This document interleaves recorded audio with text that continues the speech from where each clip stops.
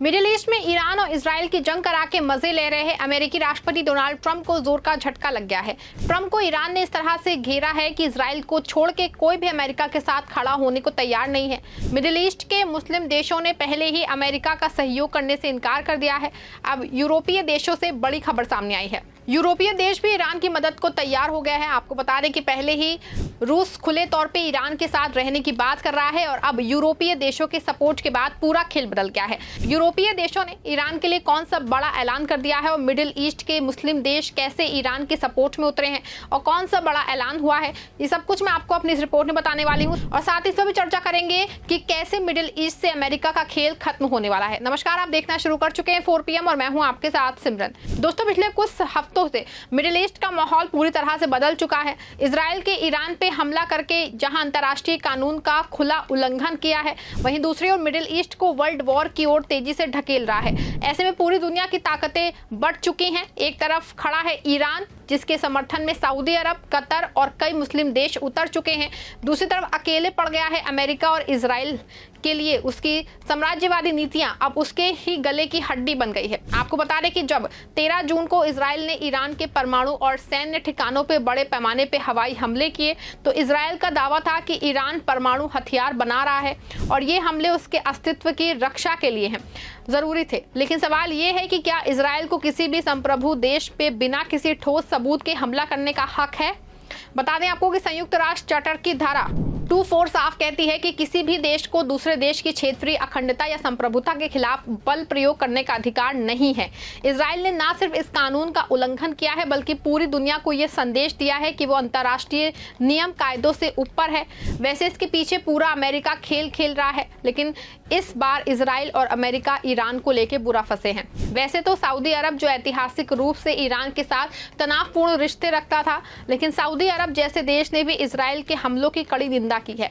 Saudi विदेश मंत्रालय ने इसको ईरान की संप्रभुता पे हमला और अंतर्राष्ट्रीय कानून का खुला उल्लंघन बताया है। कतर, बहरीन और संगठन ऑफ इस्लामिक कोऑपरेशन ने भी यही रुख अपनाया है। आपको बता दें कि पहली बार है जब मिडिल ईस्ट के खाड़ी देश इतने खुले तौर पे अमेरिका के खिलाफ और ईरान के साथ खड़े दिखाई दे रहे हैं। बता दें आपको ये एक ऐतिहासिक क्षण है, क्योंकि सऊदी अरब और ईरान जो दशकों से एक दूसरे को प्रतिद्वंदी वो रहे हैं, अब एकजुट होकर इजराइल और इसके पीछे खड़े अमेरिका को करारा जवाब दे रहे हैं। आपको बता दें कि यही बदलते मिडिल ईस्ट की तस्वीर है, जहां साम्राज्यवादी ताकतों की मनमानी अब बर्दाश्त नहीं की जा रही है। आपको बता दें कि सऊदी अरब के अलावा इस बार कई और देश भी ईरान के साथ खड़े दिखाई दे रहे हैं। सऊदी अरब, कतर और यूएई ने साफ कर दिया है कि वो अपने क्षेत्र में मौजूद अमेरिकी सैन्य अड्डों से इजराइल के समर्थन में कोई कार्रवाई नहीं होने देंगे। ये अमेरिका के लिए एक बड़ा झटका है, क्योंकि मिडिल ईस्ट में उसकी सैन्य मौजूदगी अब खतरे में पड़ चुकी है। आपको बता दें कि ये वही अमेरिका है जो दशकों से मिडिल ईस्ट को अपनी जागीर समझ रहा था, अब अकेला पड़ गया है। उसकी सैन्य ताकत जिसे वो दुनिया भर पे थोपता था, अब उसी के खिलाफ खड़ी हो रही है। और ये सब इसलिए क्योंकि ईरान ने हिम्मत दिखाई है और साम्राज्यवाद के खिलाफ डट के मुकाबला किया। आपको बता दें कि इजराइल के हमले के बाद ईरान चुप नहीं रहा। 14 जून 2025 को ईरान ने इजराइल के तेल अवीव और अन्य प्रमुख शहरों पे 100 से ज्यादा बैलिस्टिक मिसाइलों और ड्रोन दागे। इन हमलों में इजराइल को भारी नुकसान हुआ और उसकी तथाकथित आयरन डोम रक्षा प्रणाली पूरी तरह बेकार साबित हुई। लेकिन सबसे बड़ा धमाका तब हुआ जब ईरान के सैन्य प्रवक्ता ने कल यानी कि 14 जून को एक बयान जारी किया। उन्होंने साफ साफ चेतावनी दी कि अगर इजराइल ने दोबारा ईरान पे हमला किया तो ना सिर्फ इजराइल बल्कि मिडिल ईस्ट में मौजूद अमेरिकी सैन्य अड्डे भी ईरान के निशाने पे होंगे। कतर में अल अदीद एयर बेस, बहरीन में यूएस नेवल बेस और इराक में मौजूद अमेरिकी ठिकाने सभी अब ईरान के रडार पे हैं। ईरान की इस चेतावनी के बाद अमेरिकी राष्ट्रपति डोनाल्ड ट्रंप भड़क उठे। उन्होंने एक प्रेस कॉन्फ्रेंस में कहा कि ईरान ने हद पार कर दी है। अगर उन्होंने अमेरिकी संगठनों को निशाना बनाया तो हम ऐसा जवाब देंगे कि ईरान सदियों तक नहीं भूलेगा।